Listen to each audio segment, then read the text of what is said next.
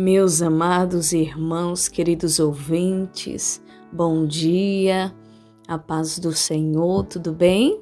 Espero que vocês estejam muito bem. Meus queridos, estamos aqui firmes no nosso propósito, estudando 150 salmos da Bíblia Sagrada.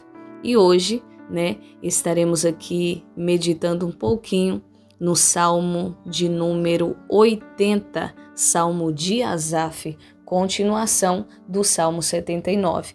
Vamos aqui para o verso 1 ao 6, que diz assim: Ó pastor de Israel, dá ouvidos tu, que guias a José como a um rebanho, que te assentas entre os querubins, resplandece. Perante Efraim, Benjamim e Manassés, desperta o teu poder e vem salvar-nos. Faze-nos voltar, ó Deus, faze resplandecer o teu rosto e seremos salvos. Ó Senhor, Deus dos exércitos, até quando te indignarás contra a oração do teu povo?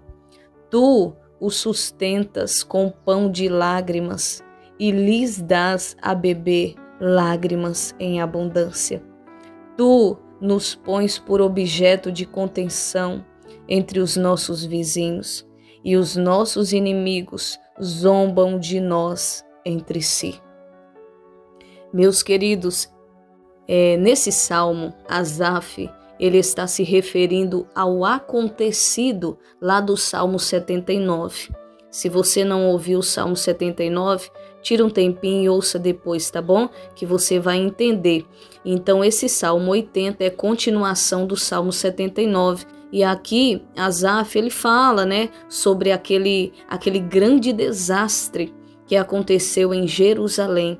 Ele fala aqui sobre as muitas e muitas, não foram poucas pessoas, que foram levadas cativas pelo exército babilônico. Pense um exército inimigo sem misericórdia. E eles estavam ali sofrendo muito, Então Asaf aqui, ele estava orando a Deus, suplicando a Deus, para que Deus os trouxesse de volta. Você já imaginou nas garras de um exército inimigo?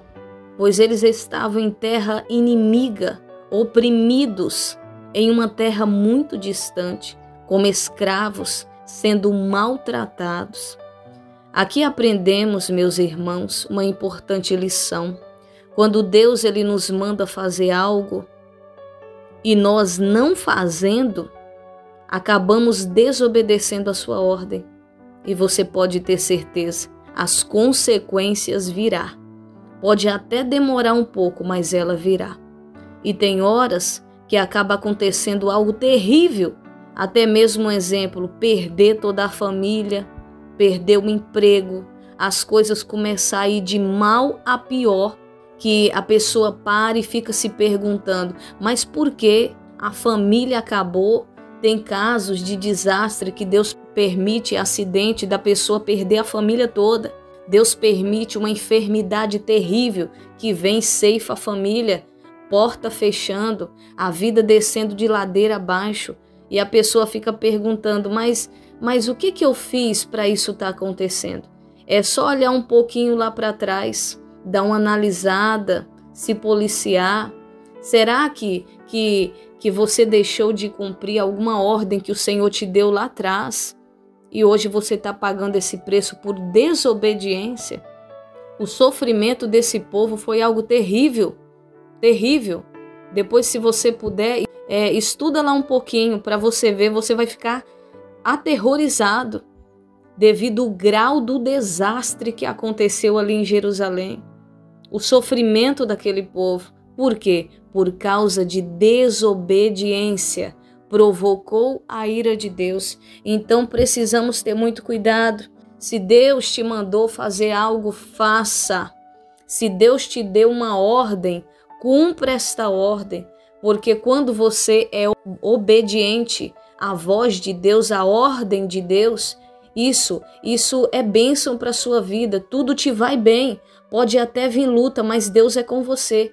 Mas se Deus entregou algo nas suas mãos e você for rebelde, você não fazer e você deixar Deus irado, você pode ter certeza que Deus ele vai cobrar.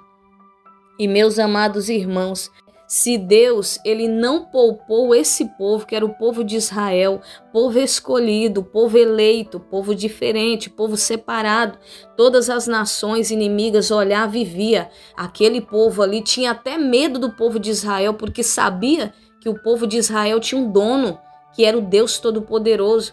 Desde quando Deus tirou o povo do Egito com braço forte, que Deus enviou as 10 pragas, então aquilo trouxe um temor para os inimigos do povo de Deus. Era um povo escolhido. Ai daqueles que tocassem naquele povo, né? Mas mesmo assim os inimigos perseguiam. Agora imagina, se Deus não poupou aquele povo, Deus castigou por causa da sua desobediência, você acha que Deus vai poupar eu e você se formos desobedientes à sua ordem? Com certeza ele não vai poupar, porque o mesmo Deus que castigou aquele povo é o mesmo Deus de hoje. Então precisamos ter muito cuidado. Vamos aqui para o verso 7 ao 17, que diz assim: Faze-nos voltar, ó Deus dos exércitos, faze resplandecer o teu rosto e seremos salvos. Trouxeste uma vinha do Egito, lançaste fora as nações e a plantaste. Preparaste-lhe lugar e fizeste com que ela aprofundaste raízes, e assim encheu a terra. Os montes cobriram-se com a sua sombra, e com cedros de Deus se tornaram seus ramos. Ela estendeu a sua ramagem até o mar, e os seus ramos até o rio. Por que quebraste então os seus valados, de modo que todos os que passam por ela a vidimam? O javali da selva a devasta, e as feras do campo a devoram. Ó Deus dos exércitos, volta-te, nós te rogamos, atende dos céus e vê e visita esta vinha, e a videira que a tua destra plantou, e o sarmento que fortificaste para ti, está queimada pelo fogo, está cortada, pereceu pela repreensão da tua face. Seja a tua mão sobre o varão da tua destra, sobre o filho do homem que fortificaste para ti. Olha só o que Asaf ele diz aqui. Faze-nos voltar, ó Deus. Ele está dizendo: Senhor, nos tira desta tão terrível situação. Olha o que Asaf ele continua dizendo: trouxeste uma vinha do Egito. Sabe o que Asaf está querendo dizer? Quem era esta vinha? Era o povo de Israel, que Deus havia tirado da terra do Egito por intermédio de seu servo Moisés. Ou seja, Deus trouxe essa vinha do Egito, plantou esta vinha, cuidou, aprofundou as suas raízes, as suas ramagens ficaram verdes, frondosas, que as suas sombras se estendiam. Ou seja, Israel era conhecido por todos, como povo de Deus, separados, escolhidos, povo diferenciado, povo que ao olhar eles viam, tem um dono, é o Deus dos exércitos que é o dono desta vinha, que esta vinha era Israel. Todos que passavam por essa vinha diziam: esta vinha é diferente, esta vinha tem um dono e esse dono tem cuidado dela.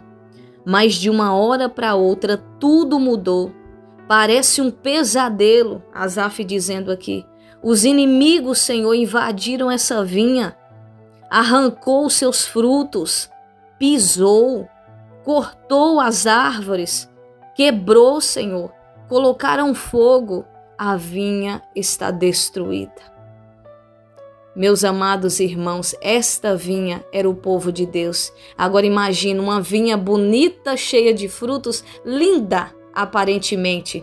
De repente é como se animais ferozes entrassem, quebrassem, colocassem fogo. Agora imagina Asaf olhando para aquela vinha destruída, queimada, quebrada e ainda imagina a tristeza de Asaf.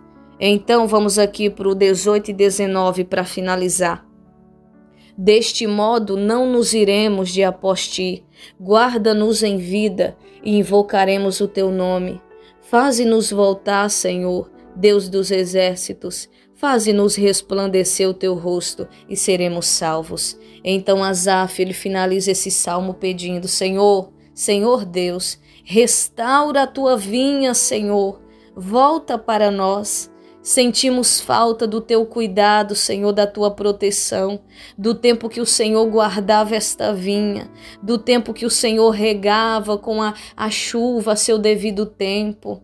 Ah, Senhor, sentimos saudade, volta para nós, perdoa nossos pecados, Senhor, volta para nós, restaura esta vinha, faça resplandecer o seu rosto sobre esta vinha e traz vida novamente. Meus amados irmãos, que possamos aprender com este salmo. Tudo isso veio por causa da desobediência do povo de Deus. Querido ouvinte, você não quer que isso tudo ou coisa pior venha sobre a sua vida?